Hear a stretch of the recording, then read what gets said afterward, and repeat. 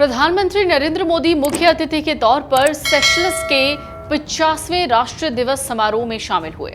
इसके साथ ही मोदी सेशल्स के राष्ट्रीय दिवस समारोह में शामिल होने वाले पहले भारतीय प्रधानमंत्री बन गए। इस दौरान भारतीय सेनाओं की भागीदारी भी देखी गई। असम राइफल्स, भारतीय नौसेना और नौसेना के मार्चिंग बैंड के साथ ही नौसेना के जहाज तरकश और इक्षक भी पोर्ट विक्टोरिया पहुंचे। प्रधानमंत्री मोदी की हालिया सेशल्स की यात्रा के दौरान दोनों देशों के बीच कई अहम समझौते हुए। इसमें एक समझौता हुआ है यूपीआई को लेकर।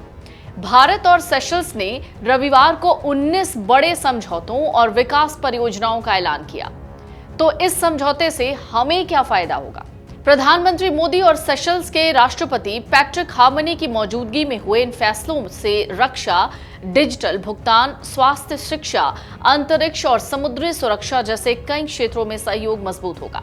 सबसे बड़ी घोषणा ये रही कि अब सेशल्स में भी भारत की यूपीआई आधारित डिजिटल भुगतान व्यवस्था शुरू होगी। भारत ने अब तक 23 से ज्यादा देशों के साथ यूपीआई को लेकर डील्स किए हैं। फिलहाल 9 देशों में यूपीआई से भुगतान की सुविधा उपलब्ध है। इसके अलावा भारत सेशल्स को 1250 करोड़ रुपए की लाइन ऑफ क्रेडिट देगा, जिससे वहां की विकास परियोजनाओं को पूरा किया जाएगा। दोनों देशों ने प्रत्यर्पण संधि, नए राष्ट्रीय अस्पताल की तैयारी और अंतरिक्ष के शांतिपूर्ण उपयोग जैसे अहम समझौतों पर हस्ताक्षर किए।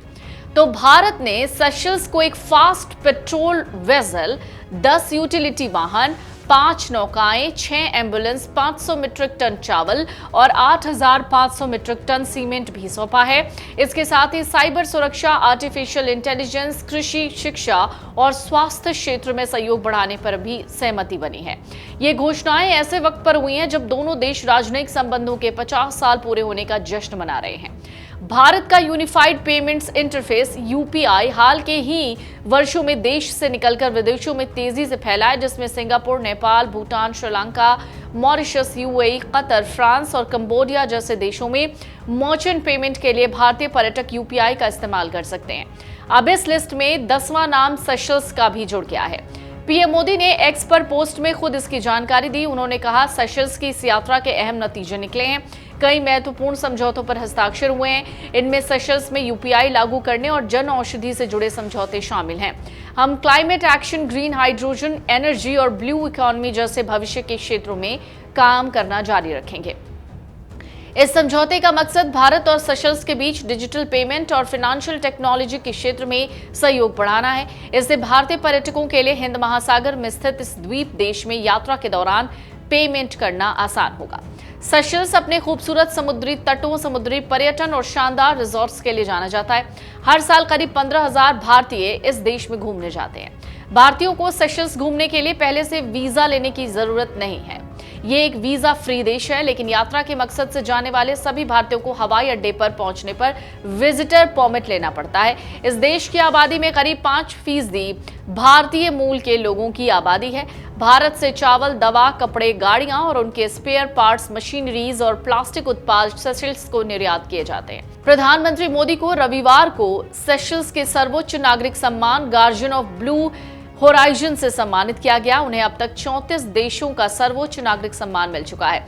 भारत ने सेशल्स के विकास और बुनियादी ढांचे को मजबूत करने के लिए 175 मिलियन अमेरिकी डॉलर यानी करीब 1651 करोड़ रुपए के आर्थिक पैकेज की घोषणा की है। इसके अलावा भारत ने सेशल्स को भारत में बना फास्ट पेट्रोल वेसल यानी FPV-PS लेस पावर गिफ्ट किया है। पूर्व प्रधानमंत्री इंदिरा गांधी साल 1976 में सेशल्स गई थी। उसी साल सेशल्स आजाद हुआ था। भारत ने सेशल्स के स्वतंत्रता समारोह में नौसेना का युद्धपोत INS नीलगिरी भी भेजा है।